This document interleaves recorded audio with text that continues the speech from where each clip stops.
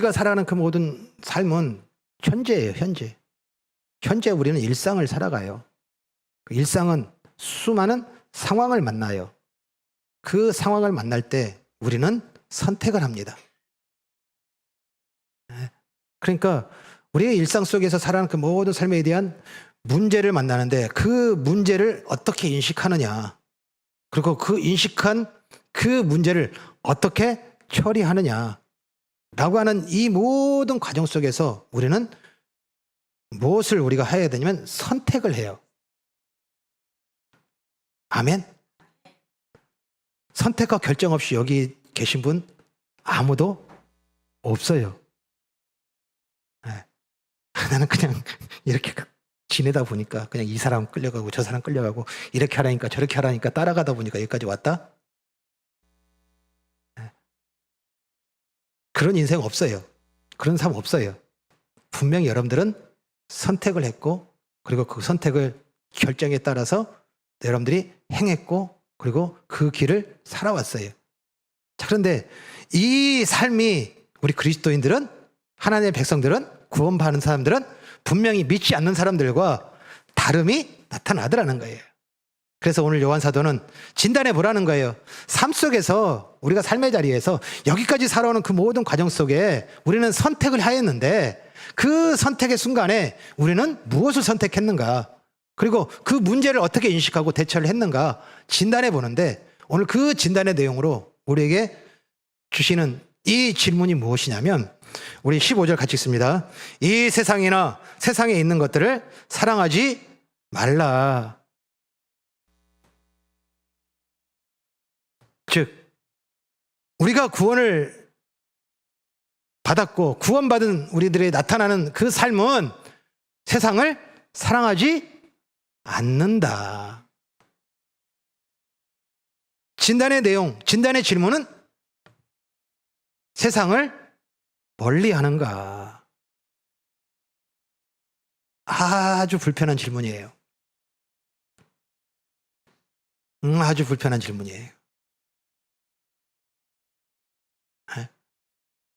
세상을 멀리 하는가?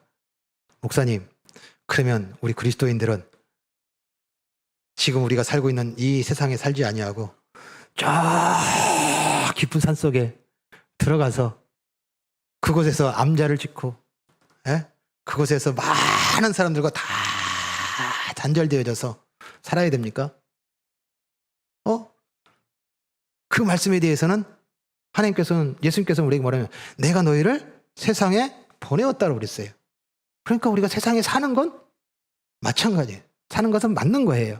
그런데 세상을 어떻게 멀리 합니까? 세상을 어떻게 멀리 합니까? 자, 세상을 사랑하지 아니하며 세상을 사랑하지 말라. 그리고 세상을 멀리 하는가라고 하는 이 반복되어지는 이 질문 속에 지금 우리가 먼저 분명하게 그것에 대해서 정의를 내려야 되는 단어가 있는 것이 뭐냐면 세상이에요. 현재적 우리가 살고 있는 이 세상이에요. 이 세상이라는 단어, 오늘 여기 읽으신 말씀, 이 요한일서의 이 세상이라는 단어는 코스모스. 여러분들 코스모스 들어보셨죠? 그런데 그 꽃 코스모스가 아니고요. 이 코스모스라는 단어는 두 단어가 합쳐진 거예요. 두 단어가 합쳐진 것인데, 이 단어의 원어는 뭐냐면 죄송합니다. 코미조라는 이 원어예요. 그러니까 코미조라는 원어가 뜻이 뭐냐면 돌보다 돌봄을 받다. 즉, 세상이라고 하는 것은, 지금 오늘 코스모스라고 하는 것은 무엇이냐면 하나님으로부터 돌봄을 받는 곳이 뭐예요? 그리고 그 돌봄이 필요한 곳이 어디냐면 세상이라는 거예요. 아멘. 하나님의 도움, 하나님의 돌봄이 필요한 곳이 세상이에요.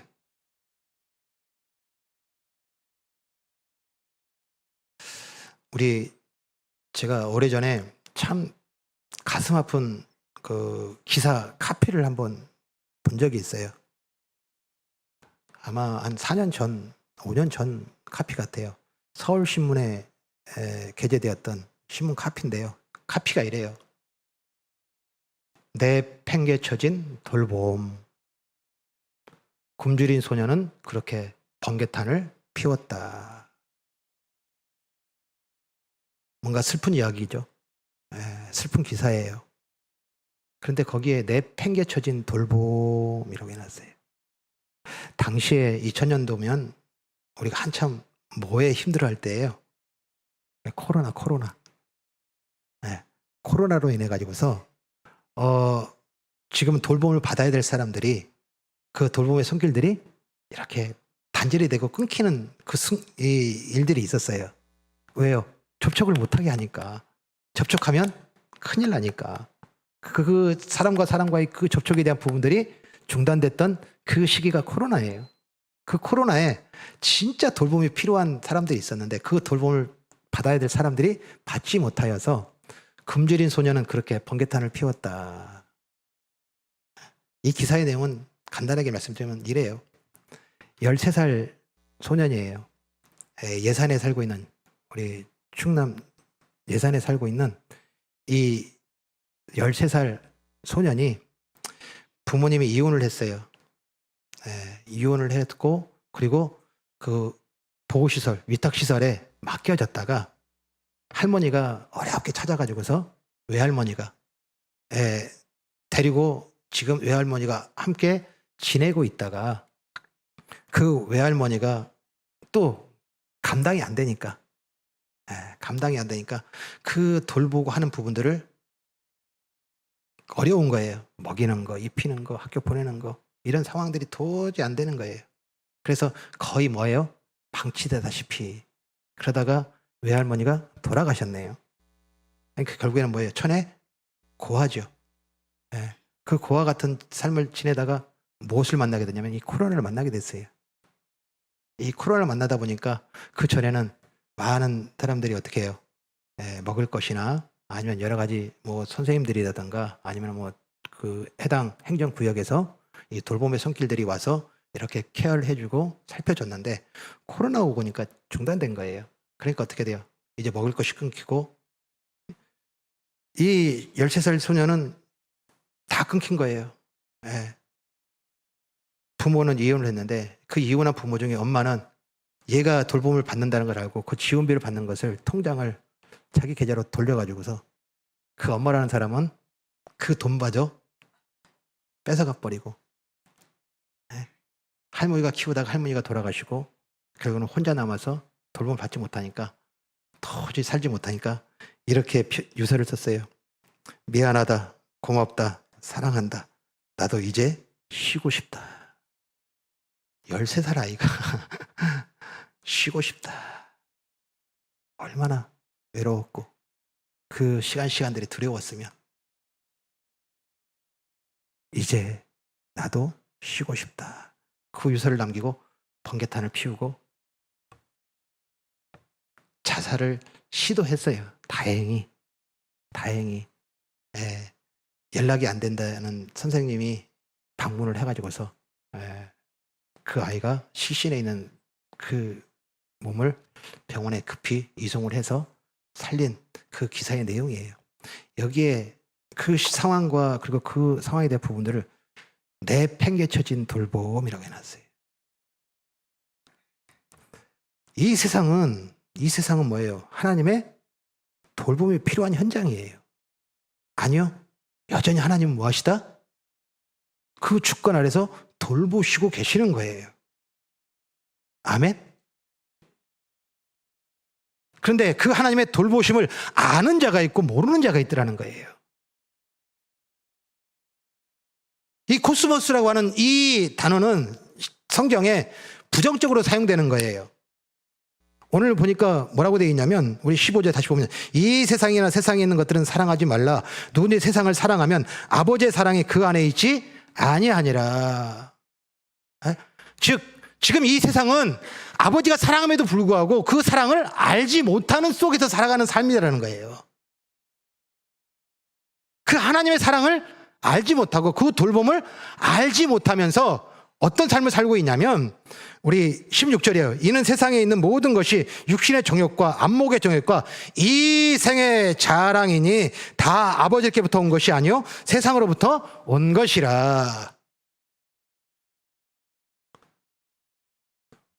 지금 요한 사도가 우리에게 제기하고 있는 세상을 멀리하는가 라고 하는 이 질문으로 우리가 구원받은 이 삶 속에 나타나는 그 증거들을 속에 우리가 세상을 사랑하지 않는가, 사랑하지 말라라고 아주 어려운 질문을 하는 이 질문 속에 세상이라고 하는 것은 뭐 한 거예요? 그 안에 하나님의 사랑이 누려지거나 그리고 그 사랑을 알지 못하거나 그 사랑을 깨닫지 못하는 삶을 살고 있는 이 세상을 뭐 하라고요? 따라가지 말고 사랑하지 말고 의지하지 말고 붙들지 말고 그것과 뭐 하다고요? 멀어지라.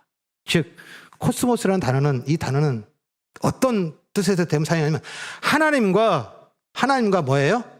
단절된, 즉 하나님의 뜻과 그 하나님의 생각과 어긋난 세상, 어긋난 현장을 이 코스모스라는 단어를 써요. 또한 그 하나님의 이름과 그리고 그 하나님의 역사와 그 하나님 나라를 거부하는 거예요. 거절하는 거예요.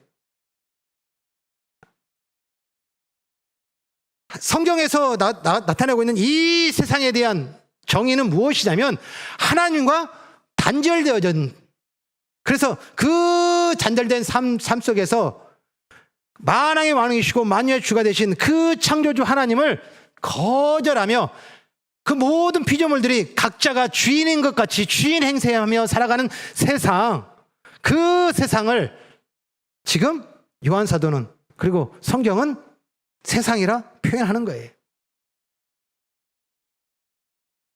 아멘. 하나님이 통치하시고 하나님이 다스리시고 하나님의 돌봄이 필요하며 돌보시는 세상이 맞아요. 그러나 그 돌보심을 거절하고 그 하나님의 뜻을 거부하고 그 하나님의 생각과 어긋나서 내가 주인되게 살아가겠다는 삶을 살고 있는 세상들이 뭐예요? 이것이 지금 요한 사도가 얘기하는 세상이에요. 이 세상은 삶의 방식이 무엇일까요? 하나님의 뜻과 어긋난다. 그리고 하나님의 생각을 거절한다.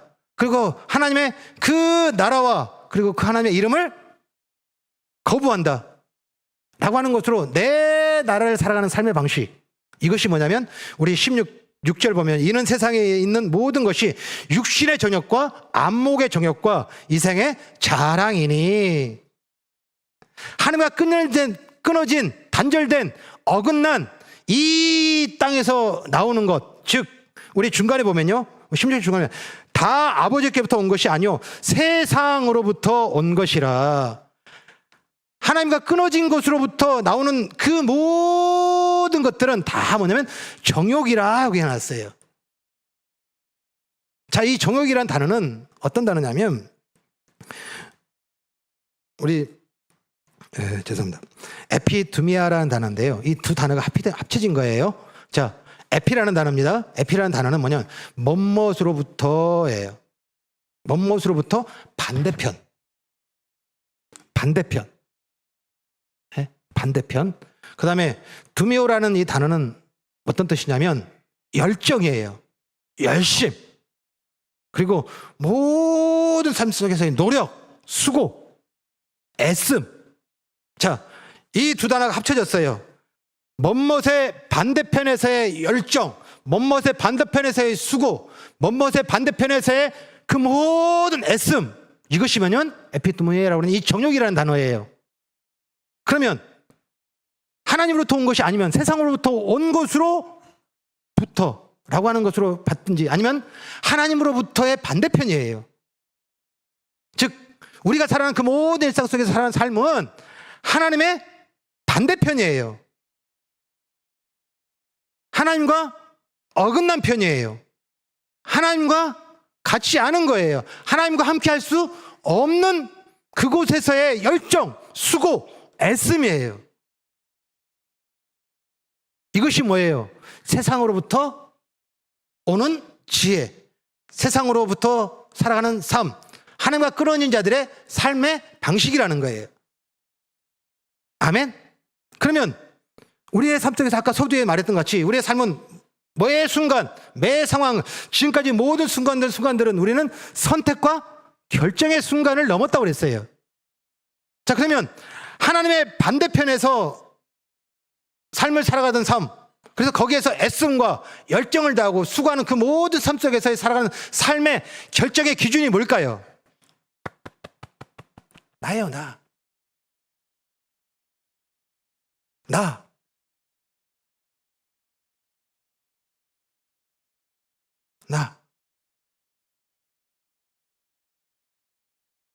뭐 이거에 대해서 우리 여러분들이 부정하거나 아니라고 말하실 분 없을 거예요. 모든 선택 나에게 유익이 있는 거 없는 거잖아요. 네? 어쩔 수 없이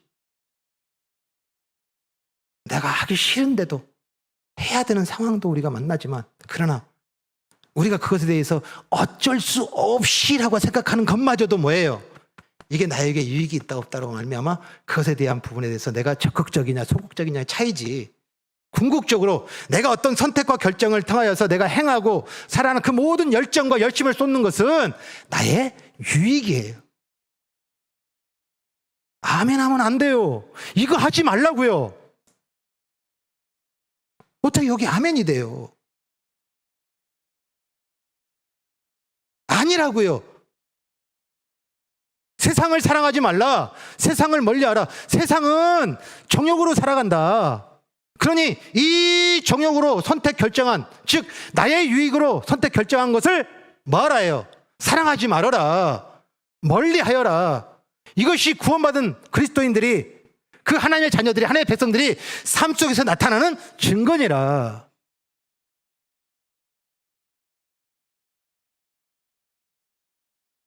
아멘. 우리 마가복음 4장 19절 보겠습니다. 세상의 염려와 재물의 유혹과 기타 욕심이 들어와 말씀을 막아 결실하지 못하게 되는 자요. 세상의 기준들, 즉 세상의 정욕으로 나의 유익으로 선택 결정한 그 모든 것들은 뭘 막아요? 계명을 막아요. 말씀을 막아요. 뜻을 막아요. 그래서 그것은 하나님과 같은 편에 있지 못해요. 하나님의 반대편에서 있는 그 열정과 열심으로 그것을 얻기 위하여 애쓰고 수고하는 그 삶, 그것을 살아내는 초소, 그리고 삶의 모든 시간들, 모든 공간들을 세상, 그런지 그 세상을 뭐하라? 사랑하지 말라. 갈라디아서 5장 17절이에요. 육체의 소욕은 성령을 거스르고 성령은 육체를 거스르나니 이 둘이 서로 대적하므로 너희가 원하는 것을 하지 못하게 하려 함이니라.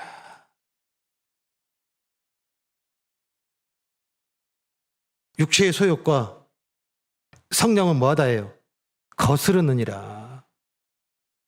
성령과 육체는 거스르느니라. 이 둘은 서로 대적.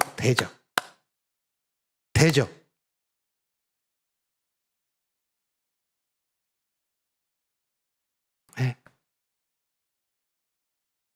자기의 유익을 위하여 선택 결정했는데 거기에 예수님, 하나님 도와주세요. 성령이 없어요. 성령이 없다고요.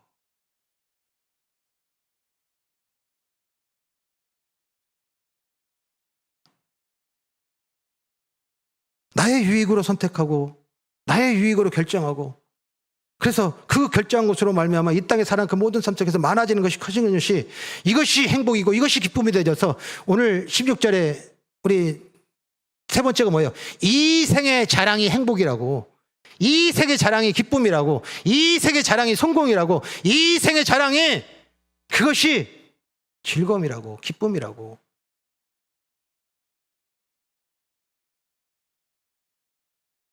말하는 그곳에서 살지 말아라.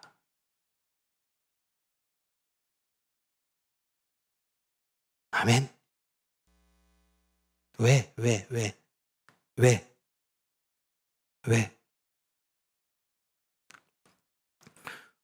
여러분들이 계신 말씀 12, 13절.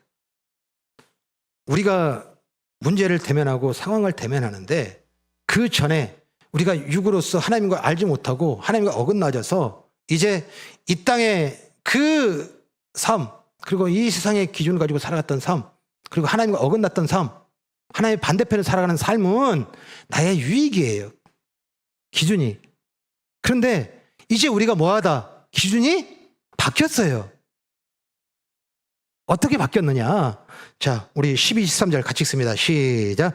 자녀들아, 내가 너희에게 쓰는 것은 너희 죄가 그의 이름으로 말미암아 사함을 받았으며, 아비들아, 내가 너희에게 쓰는 것은 너희가 태초부터 계신 이를 알았으며, 청년들아, 내가 너희에게 쓰는 것은 너희가 악한 자를 이기었음이라. 아멘. 아멘. 이게 얼마나 중요하면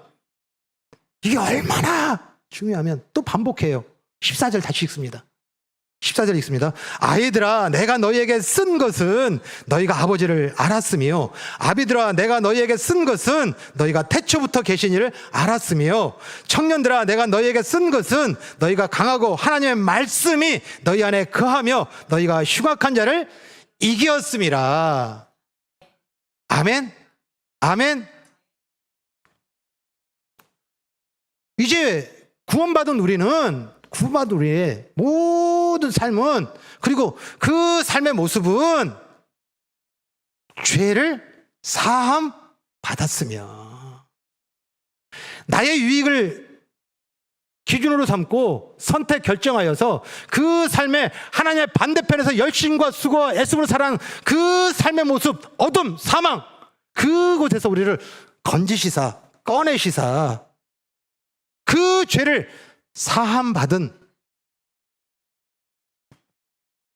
자녀들아, 이 땅에 사는 그 모든 삶, 이제 삶의 모든 기준이 우리 13절에 아비들아, 내가 너희가 쓰는 것은 너희가 태초부터 계신 이를 알았음이라. 태초부터 계신 이를 알았음이라. 내가 살아가는 그 모든 삶이 내가 주인인 줄 알았는데, 내가 주인으로 살아가는 삶으로 살아가는 삶이 이것이 답이고 이것이 가치이며 이것이 존재의 의미인 줄 알았는데, 예수로 말미암아 그 죄를 사함받고 그 빛 가운데 들어가서 깨닫고 알게 된 것은 태초에 계신 이를 알았음이라. 창세기 1장 1절. 태초에 하나님이 천지를 창조하시니라. 이것이 뭐예요? 우리의 모든 출발이고 우리의 모든 기초이며 우리의 모든 근거가 되었느니라. 아멘. 내가 주인이 아니고, 내가 창조주가 아니구나, 내가 만드는 자가 아니구나, 내가 그것을 운영하는 자가 아니구나, 내가 그것에 대한 모든 것을 이래라 저래라 통치하고 다스리는 자가 아니구나. 그 모든 주권과 그 모든 계획과 그 모든 주권을 가지고 계신 이가 계시니 그가 여호와시며 창조주시라. 그러니 그리스도인들은 삶의 모든 것을 대할 때에 태초에 하나님이 천지를 창조하시니라, 이것으로 보고 이것으로 만나고 이것으로 대처하는 삶으로 새롭게 된 것이 뭐예요? 그리스도인. 아멘. 또한 우리 13절 끝에 보면 청년들아, 내가 너희에게 쓰는 것은 너희가 악한 자를 이기었음이라. 그러면서 똑같이 우리 14절 우리 하반절에 보면 청년들아 내가 너희에게 이것을 쓴 것은 너희가 강하고 하나님의 말씀에 너희 안에 거하시며 너희가 흉악한 자를 이기었음이라. 말씀. 이 로고스예요. 이 로고스는 누구예요? 예수 그리스도예요. 아멘.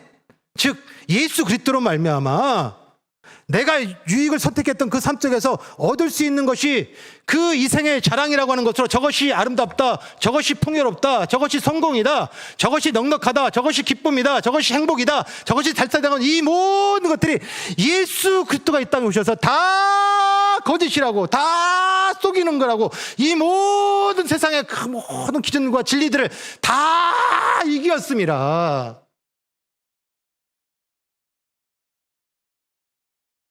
결코 이 땅에 진리가 없음을, 결코 이 땅에 의가 없음을, 결코 이 땅에 선이 없음을 알게 되었으며 오직 의는 예수 그리스도 뿐임을 어떤 순간 어떤 자리에도 빼앗기지 아니하고 그 예수님을 따라가는 삶으로 살게 되었느니라.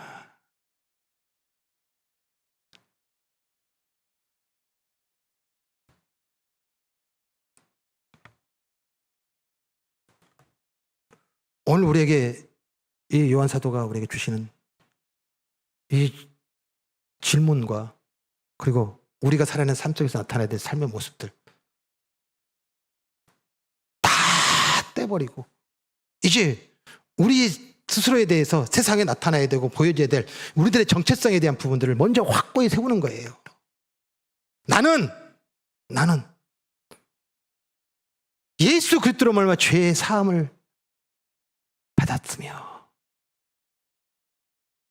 이 땅에 살아가는 그 모든 삶, 내가 주인으로 살았던 그 모든 주인의 자리를 내려오고 태초에 하나님이 천지를 창조하시느니라.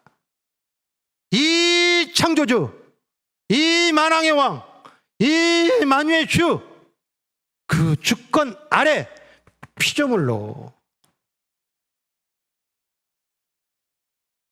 보냄받은 자로, 그래서 태초에 계신 이를 알았으며 그 죄 사함, 그 은혜의 역사를 이루신 예수 그리스도께서 이 땅에 오셔서 이 세상에 우리가 하나님의 반대편에서 쫓아가고 있던 그 모든 것들이 다 거짓임을 보았고 맛보았으며 알게 되었으니 이제 우리가 살아가는 그 모든 삶은 오직 진리 대신, 진리는 오직 예수 그리스도, 그 예수 그리스도만 따라가며 그 예수를 이해하게 하고 말하고 그리고 그 하나님의 뜻을 완성하실 그 말씀을 따라 삶을 살아가는 사람, 이것이 뭐예요?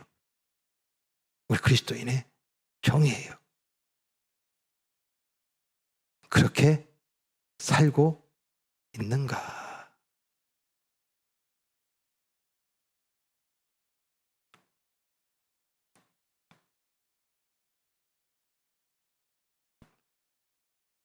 오늘 우리가 살아가는 일상들이에요. 그 살아가는 일상 속에서 분명히 우리는 이제 나의 정욕과 나의 유익으로 살아가는 삶이 아니에요. 나는 예수를 살아가는 삶이고 이제 나는 주인이 아니고 나는 보냄받았으며 이제 이 땅 가운데서 모두를 통치하고 다스리시는 하나님의 주권 아래 있는 피조물임을 알므로 살아가는 삶, 이 삶은 뭐예요? 분명히 다른 거예요. 다른 겁니다. 즉 문제를 만나잖아요. 또 선택의 순간이 오잖아요. 그 선택의 순간에 우리가 대처하고 그리고 인지해야 되는, 그리고 그걸 대처하고 그것을 결정하는 선택의 순간에 다시는 나의 유익으로 선택하지 않는 사람들이라는 거예요. 오직 태초에 계신 이를 아는 자로서 선택하는 거예요. 아멘. 이 삶은 분명히 달라요. 다릅니다. 우리 문제인식이라고 하는 것, 그리고 문제를 만난다고 하는 것, 상황을 만난다고 하는 것은 우리가 보는 거예요. 보는 것으로 문제 인식이 되고 보는 것으로 상황 인식이 와요. 네? 자, 이 보는 것에 대해서 갖고 있는, 즉 이 보는 것이 또 세상의 기준, 이것을 뭐라고 표현해놨냐면 오늘 16절에 보면요, 두 번째 육신의 정욕과 안목의 정욕이라고 해놨어요. 안목이 뭡니까? 바라보다예요. 바라보다입니다. 자, 그런데 그 상황인데 그것을 어떻게 바라보느냐에 따라서 달라진 모습에 대한 부분들을 하나님께서는 너무나 명백하게 성경을 통하여서 너무나 많은 사건을 드러내주셨어요. 그런데 그 사건의 첫 번째 사건이 뭐냐면 아브라함이에요. 아브라함입니다. 자, 여러분들 창세기 지금 묵상하고 계세요. 우리 함께 묵상하고 있거든요. 그 창세기 지난주에 우리가 나눴던 이야기가 뭐냐면 아브라함의 이야기예요. 그 아브라함의 이야기 속에 하란에 살고 있던 그곳에서 유복하게 살았어요. 잘 나갔어요. 그리고 기반도 가지고 있었고요. 그리고 남부럽지 않게 살아는 삶으로 윤택한 삶을 살고 있던 사람이에요.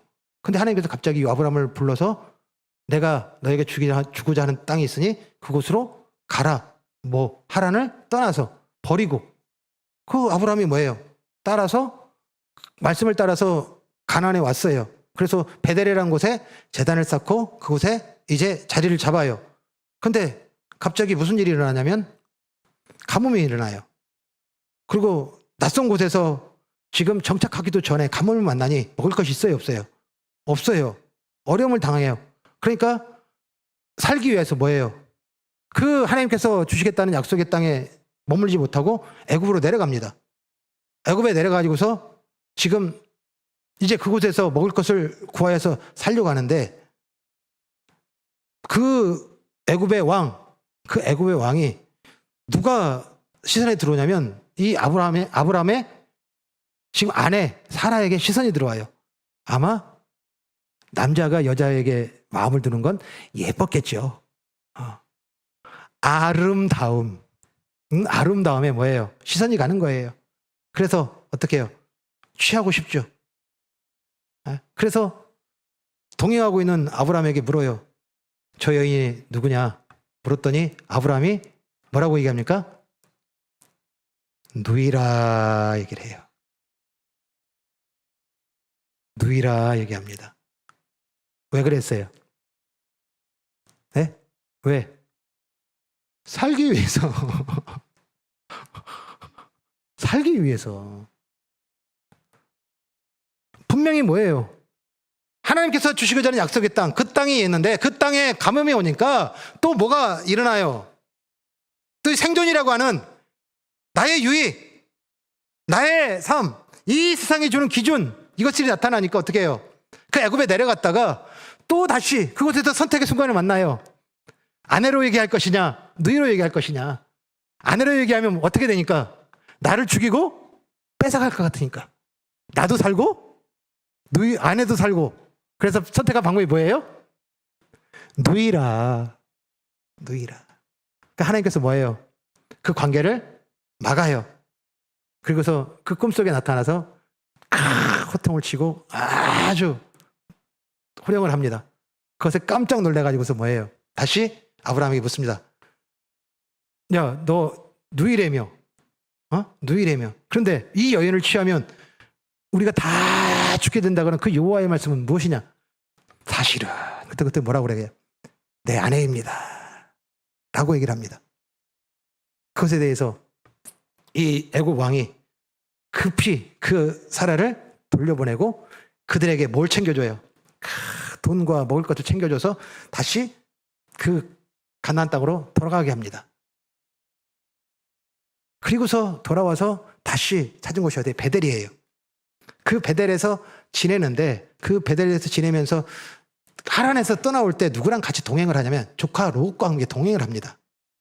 그런데 그 베델이라는 곳에서 이제 그 애굽 왕이 준 그 선물과 그리고 그 먹을 것과 그리고 그 가축들을 가지고서 지내는데 좁은 거예요, 너무.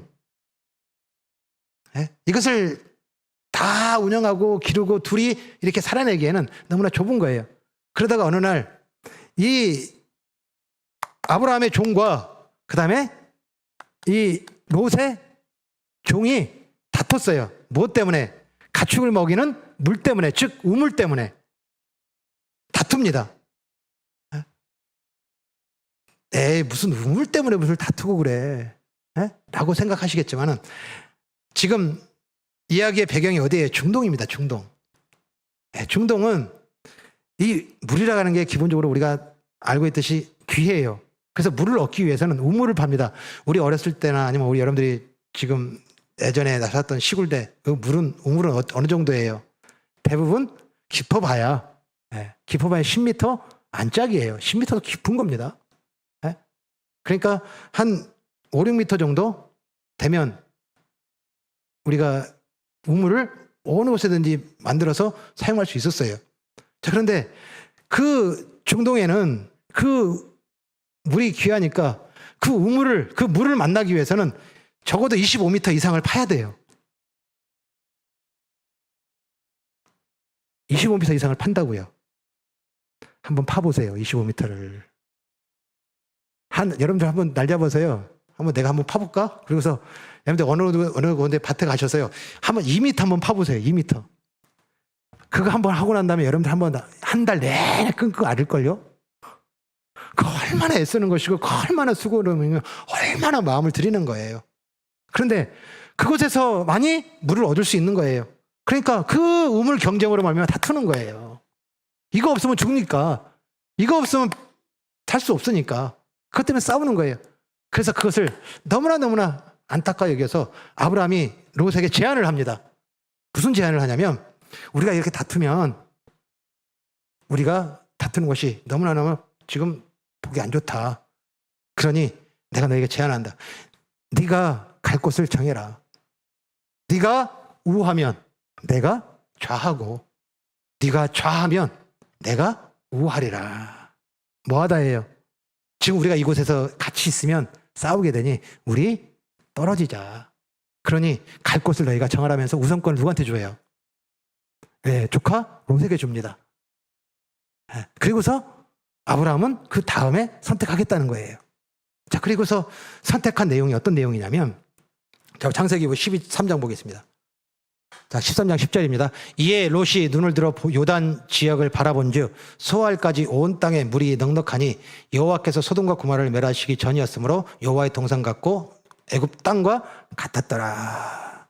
자, 여기에 지금 롯이 선택하였는데, 롯이 선택하는 그 선택의 표현을 뭐라고 하냐면 바라본즉이라고 해놨어요. 바라본즉.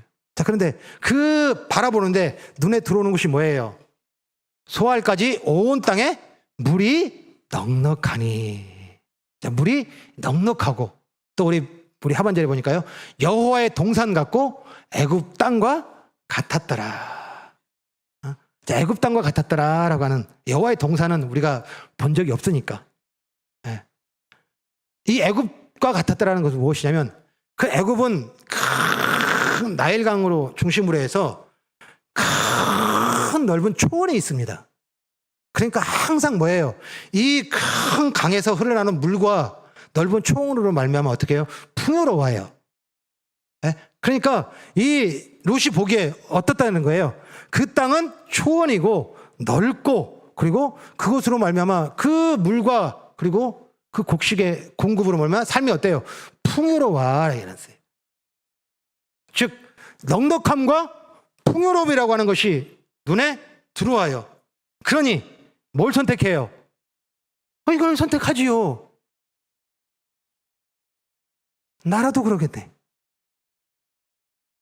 자, 그런데요, 여기에 의미심장한 기록을 하나 남겨놔요.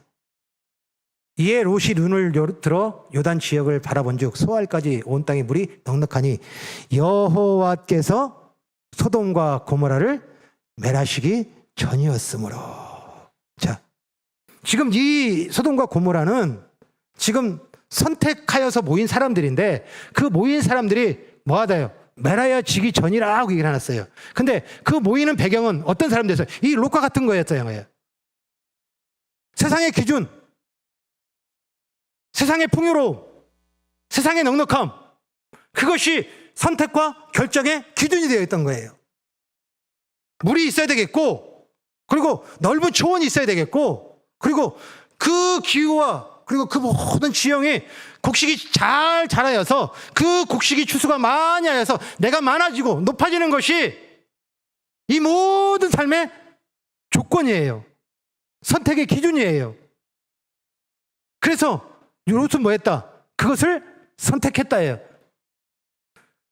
세상의 종욕, 세상의 삶 속에서 갖고 있는 그 모든 기준들로 선택했던 이 롯의 선택을 보면서 하나님께서는 이 아브라함의 선택에 대한 부분들을 유심히 봐요.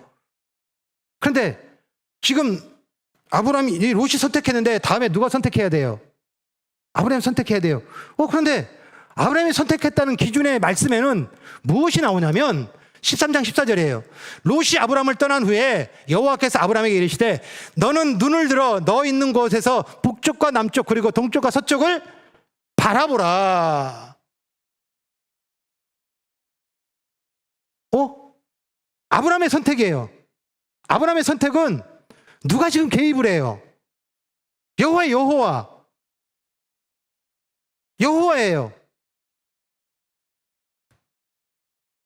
지금 롯의 선택과 아브라함의 선택의 차이가 무엇이냐면 우리 다음 보겠습니다. 창세기 13장 앞에. 자, 지금 베델에 지금 애굽에서 도망갔다가 다시 돌아왔잖아요. 그 베델에서 그 제단 그곳에 다시 돌아왔는데 그곳에서 뭐라고 얘기를 하냐면 그가 처음으로 제단을 쌓은 곳이라 그가 거기서 여호와의 이름을 불렀더라. 아멘. 아멘. 여호와의 이름을 불렀더라. 또 그 가나안 땅을 떠나서 그 가나안 땅에 가라 해서 왔는데 그곳에서 내가 또 선택하고 결정한 것은 무엇이었어요? 생존이에요. 이 세상의 기준이에요. 나의 유익이에요. 그것으로 선택했던 그 모든 곳에서 애굽으로 돌아갔다 하나님께서 다시 그들을 어떻게 해요? 돌아오게 하신 그 자리의 현장에 그렇구나. 나의 모든 시간과 나의 모든 역사는 여호와의 이름 그 하나님의 시간 속에 있으며 그 하나님의 역사 속에 있음을 깨닫고 여호와의 이름을 불렀더라. 아멘. 그리고서 여호와께서 뭐 하셔요? 그에게 선택하라. 그리고서 바라보라. 라고 해서 바라보면서 선택한 곳이 어디냐면 13장 18절에 보니까 이에 아브라함이 장막을 옮겨 헤브론에 있는 만물의 상수리 숲에 이르러 거주하며 거기서 여호와에 위하여 제단을 쌓았더라. 아멘. 아멘.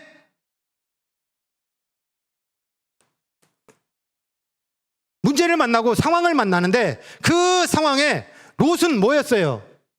세상에 물이 넉넉하더라. 땅이 비옥하더라. 그리고 그곳에 그 모든 주소할 만한 넓은 초원이 있더라. 그것이 잘 햇살을 만나서 잘 가꾸면 풍요를 얻더라. 라고 하는 이 세상의 기준으로 선택했던 이 롯과 그 모든 시간 속에서 그 모든 공간 속에서 그 모든 상황 속에서 자기의 시선으로 바라보는 자기의 이 세상의 기준으로 선택하지 아니하고 여호와의 이름으로 그리고 여호와께 라고 하는 것으로 그 주인, 창조주 그리고 모두 태초부터 계신 그 하나님의 역사 속에서 뭐 하더라는 거예요? 보고 듣고 반응하더라는 거예요. 아멘.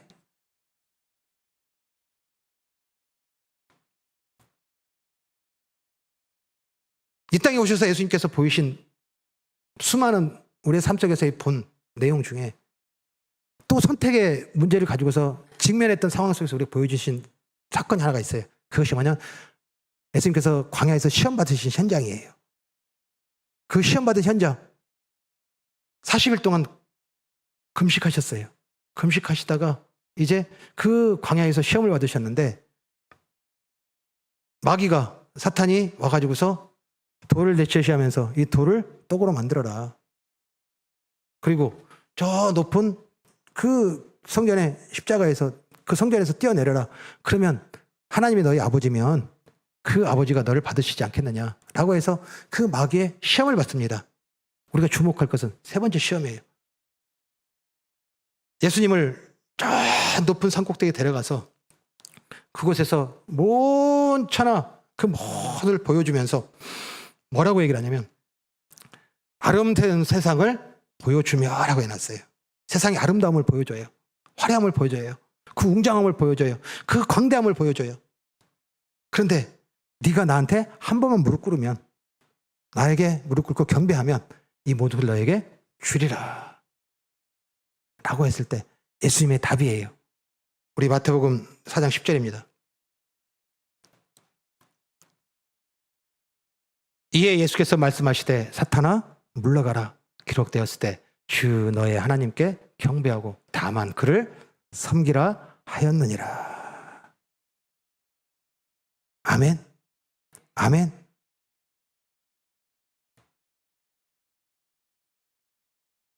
아름다움을 보여줬어요. 넉넉함을 보여줬어요. 그리고 그 화려함을 보여줬어요. 그 풍요로움을 보여줬어요. 저 높은 빌딩을 보여주고요. 그리고 고급 차도 보여주고요. 그리고 고급 옷도 보여주고요. 고급 보석도 보여줬어요. 한 번만 나한테 무릎 꿇고 경배하면 다 너에게 줄게.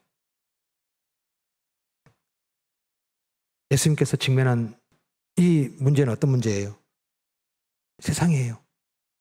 그런데 그것을 예수님께서는 나의 유익, 내가 주인됨으로 선택하지 아니하고 뭐라고 그랬어요? 주 너의 하나님께 경배하고 다만 그를 섬기라. 나는 주인이 아니다.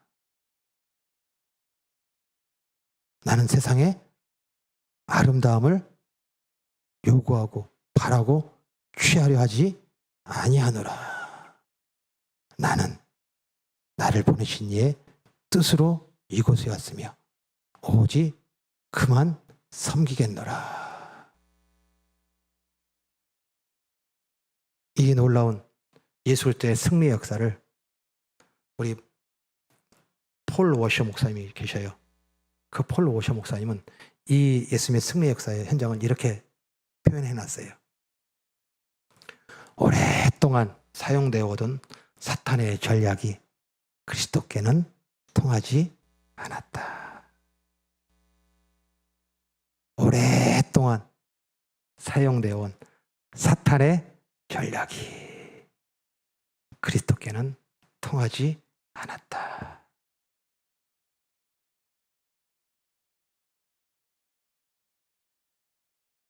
사탄은 우리에게 끊임없이 아름다움을 보여줘요.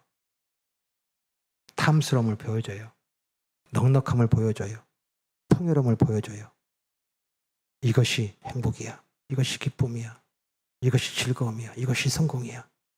이것이 은혜야. 이것이 복이야. 보여줘요. 그것이 사탄의 전략이에요. 그런데 그 전략이 그리스도께는 통하지 않았다. 무엇 때문에? 무엇 때문에? 더 아름다운 것을 봤기 때문에. 그것보다 더 아름다운 것을 보았기 때문에. 그것보다 더 놀라운 것을 알고 있기 때문에. 오늘 여러분들이 함께 우리 찬양했어요. 우리 가사에 받은 복을 세워보아라. 받은 복을 세워보아라. 근데 우리 가사를 자꾸 뭘로 들으시냐면 받을 복을 세워봐라. 받을 복을 세워봐라. 자꾸 왜 그렇게 부르시냐고요. 받은 복을 세워보라 해요. 받은 복을. 받은 복이 뭡니까? 우리를 죄를 사하시고 그 아버지를 알게 되었고, 그리고 그 하나님을 알게 되었고, 그 하나님과 함께 되었고, 그 하나님께서 주신 그 놀라운 하나님의 약속을 받았고, 그리고 그 하나님과 함께하는 은혜 속에서 하나님께서 반드시 이루겠다는 그 신실하심의 보호하심과 함께하심의 은혜 속에 살고 있는 이 복을 세워보아라. 아멘. 오늘 우리의 삶의 현장에 다시 한 번 더 분명하게 질문하세요. 내가 세상을 사랑하는가? 아니면 내가 세상을 멀리하는가? 아직도 내가 살아가는 삶 속에서 선택과 결정의 문제의 그 인식을 나의 유익으로 인식하고 그리고 그 유익으로 선택하는 이 땅의 기준을 가지고서 살아가는 삶으로 하나님과 반대편에서의 삶을 내가 살고 있는가? 아니면 온전하게 죄의 사함과 그리고 태초에 계신 이를 알고 우리에게 말씀을 거하게 하셔서 이 땅에 살아가는 그 모든 삶 속에서 예수님처럼 이기는 삶, 그 사탄의 계계와 그 전략이 전혀 통하지 아니하고 그 하나님과 함께하는 은혜의 역사 속에 모든 일상들을 거닐고 행하고 마시며 대화하고 먹고 그 하나님과 동행하는 그 삶을 내가 살고 있는가? 신단에 보라. 아멘. 그 삶 속에서 다윗의 우리에게 주는 마지막 강력한 조언과 격려와 위로와 그리고 충고를 다시 한번 깊이 있게 새기기를 간절히 소망합니다. 우리 시편 27편 1절입니다. 시편 27편 4절입니다. 같이 읽습니다. 내가 여호와께 바라는 한 가지 일 그것을 구하리니 내가 내 평생에 여호와의 집에 살면서 여호와의 아름다움을 바라보며 그의 성전에서 사모하는 그것이라. 아멘. 우리 봄에 우리 가족 예배 때 나눴던 말씀이에요. 한 달이 안 됐는데도 불구하고 다 까먹어요. 그리고서 또 다시 나의 유익의 선택의 기준이 되어 있는 우리의 모습들. 다윗의 그 모든 일생들을 총 정리하여서 이것이 내가 사모해야 한 거였고 이것이 내가 모든 열심 가운데 살아왔으며 내 삶의 모든 정의를 내리자면 나는 여호와의 집 영원히 살면서 여호와의 아름다움을 바라보며 그의 성전에서 사모하는 그것이라. 아멘. 오늘 주신 말씀 우리 다시 한 번 더 기억하고 다시 한 번 더 우리들의 이 땅 가운데서 드러난 그 삶 그리고 우리가 그리스도인으로 그리고 하나님의 자녀로 하나님의 백성으로 정의되었던 우리들의 정체성을 다시 한 번 더 회복하고 삶의 모든 자리마다 어떤 상황에 있을지라도 자기의 유익으로 선택하는 세상을 사랑하지 말고 예수 그리스도 그 십자가를 바라보며 우리가 살아가는 모든 삶 속에서 예수님처럼 사탄의 그 전략에 넘어가지 말고 예수님처럼 그 사탄의 전략을 다 물리치며 오직 하나님과 함께하는 그 보배로운 것을 지키며 누리며 이 땅에 살아가는 모든 삶 속에서 이루어지는 삶으로 말미암아 매일매일 평안과 기쁨과 승리를 축복있기를 간절히 축복합니다.